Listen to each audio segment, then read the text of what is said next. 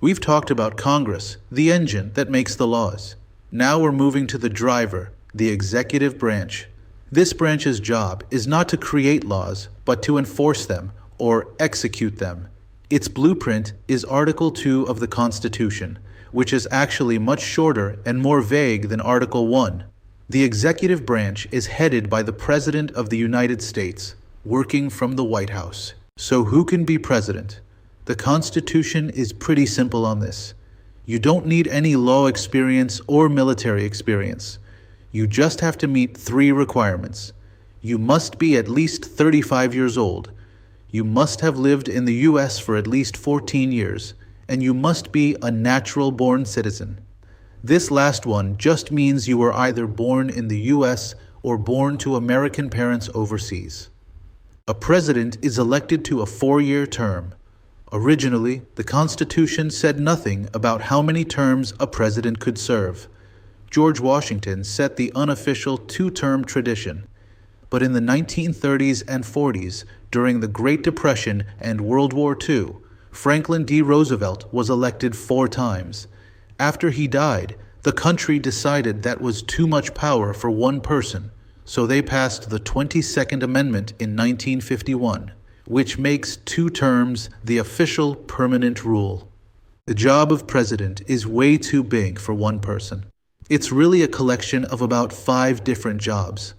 We often call these the many hats of the presidency. A president has to wear all these hats at once, switching from one to the next in an instant. They have to be a boss, a general, a negotiator, a symbol, and a politician, all in the same day. The president's main job is chief executive. This just means chief boss. The president is the CEO of the U.S. government, in charge of the millions of people who work for the executive branch. Their constitutional duty is to take care that the laws be faithfully executed. To do this, they can issue executive orders, which are commands to their employees on how to enforce a law. You hear a lot about executive orders. They are one of the president's most powerful and controversial tools. An executive order is not a law. It's a direction from the president to the government agencies. For example, if Congress passes a law to protect the environment, the president might issue an executive order telling the EPA how to do that. The check on this power is that they aren't permanent. The very first day a new president takes office, they can wipe out all the old executive orders with the stroke of a pen. The second hat is Commander-in-Chief. This is a huge power. The Constitution makes the civilian president the head of the entire military. A general doesn't have the final say. The president does. This is a key American principle. The military is controlled by the people through their elected president, not by the generals. This power allows the president to send troops into combat anywhere in the world. This power creates a tug of war. The president can send troops, but Article 1 says only Congress can officially declare war. This has only happened 5 times in our history. The last one was World War II. To try and pull some power back, Congress passed the War Powers Act in 1973. Which says the president has to tell Congress within 48 hours of sending troops. But the real check Congress has is the power of the purse. If they hate a military action, they can just refuse to pay for it. The next hat is Chief Diplomat. A diplomat is someone who deals with other countries. The president is in charge of foreign policy, our relationships with the rest of the world.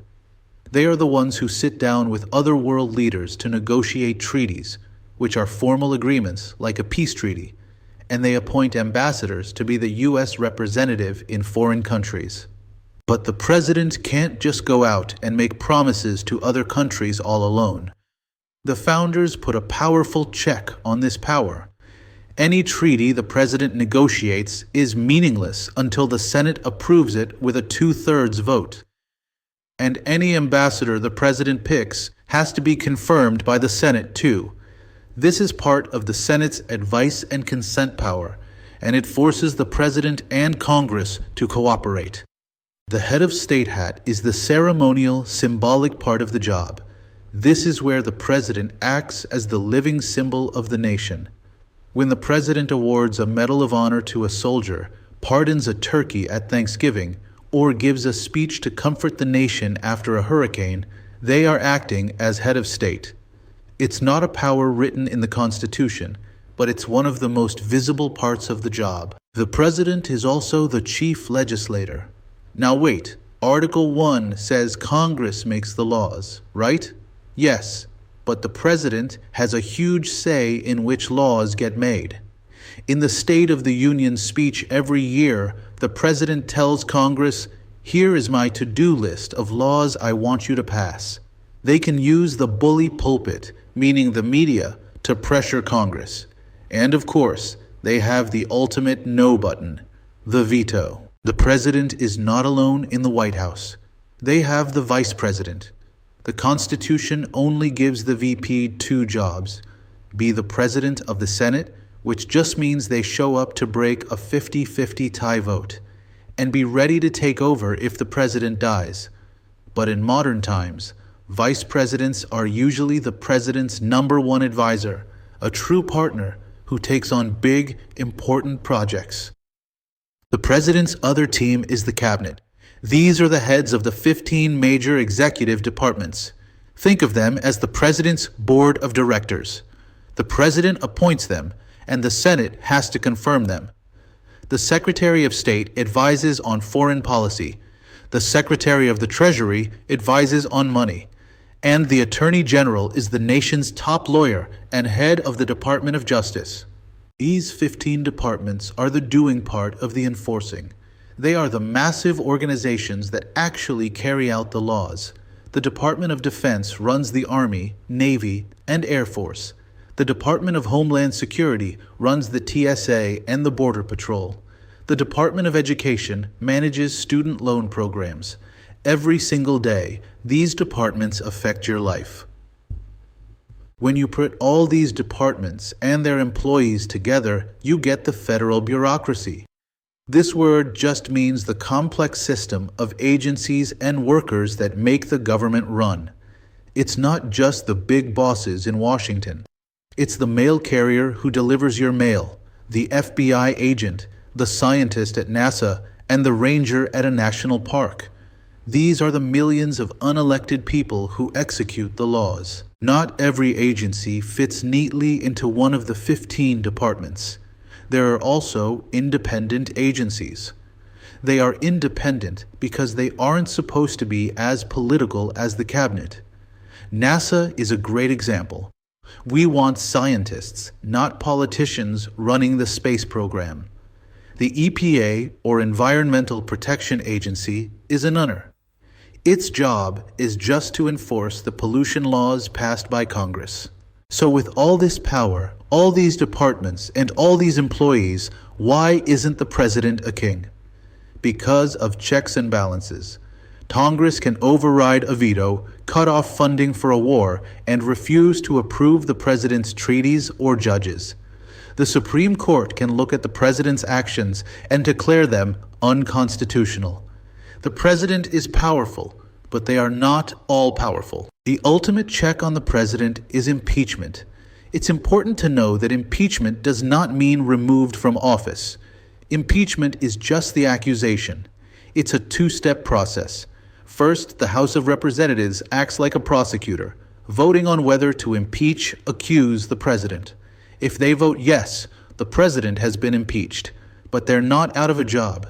Step 2 is a trial held in the Senate. The senators act as the jury. And it takes a 2/3 vote to convict and remove the president. This is very rare. Only 3 presidents have ever been impeached, and none have been removed by the Senate. Finally, what happens if the president is removed or dies in office? The Constitution is clear on this.